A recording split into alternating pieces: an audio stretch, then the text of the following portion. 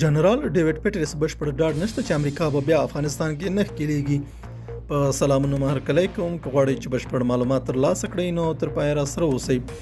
له افغانستانه د امریکا په مشرۍ د پوځي ځواک د وتلو د کلیزې پوره کېدو په درشل کې په افغانستان کې د ناټو او امریکایي ځواکونو یو پخواني قومندان جنرال ډیوډ پیټرس ویلي چې په افغانستان کې د خپل شل کلن حضور پر مهال سترې تېروتنې کړي.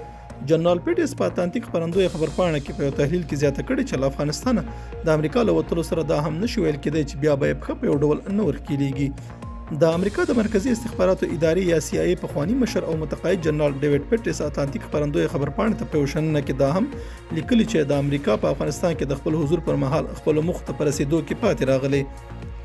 جنرال پیټرس چې د باراک اوباما د حکومت پر مهال په افغانستان کې د ناټو ځواکونو د قومندان په توګه دنده پر مخ وړي، ویلي چې له افغانستانه د امریکا له وتلو سره نه بې پایلې جګړې ختم شوې او نه هم په هغه هیواد کې د امریکا ښکېلتیا. هغه لیکلي دا هم نشي ویل کېدی چې د امریکا پښه به یو وار بیا هلته نه ورښکېلېږي. دغه پخواني امریکایي جنرال زیاته کړې که څه هم افغانستان په اټکلېدونکي راتلونکي په یو پرمختللې لیبرال دیموکراسۍ له نه بدلېدو خو لیدلوري یې حتما تر نن ډېر روښانه و. هغه ټینګار کړی چې په 2001 کال کې د امریکا د مداخلې په خاطر اوس د امریکا مسؤلیت و چې هر څومره وخت چې نیولی وای په دې لار کې باید مرستو ته دوام ورکړی و. ښاغلي پیټرس په دغه لیکنه کې ویلي چې له افغانستانه د بهرنیو ځواکونو وتلو پر افغانستان هم ویجاړونکي اغېزې پرېښي. هغه ویلي اوس هلته 40 میلیون نفوس چې امریکا یې تر 12 لسیزو ملاتړ وکړ د ځپنې او محرومیت داسې راتلونکي سره مخ شوی چې پر روانو کلونو کې ښایي پکې اسلامي افراط پالنه هم وده وکړي. هغه ویلي امریکا په افغانستان کې بیا تېروتنې کړي، خو که له خپلو تېروتنو یې درس اخیستی وای ښایي له افغانستانه د خپلو ټولو ځواکونو د وتلو مخه یې نیولې وای. په افغانستان کې د امریکا یو پخواني ډیپلوماټ هم د طالبانو د واک ته رسېدو او د نړیوالو ځواکونو د وتلو بهیر د داسې سخت دوامدارې جګړې پایله بللې چې هیڅ چا یې چمتووالی نه درلود. هغه تازه ویلي چې د افغانستان بیړني سقوط طالبان هم حیران کړي وو.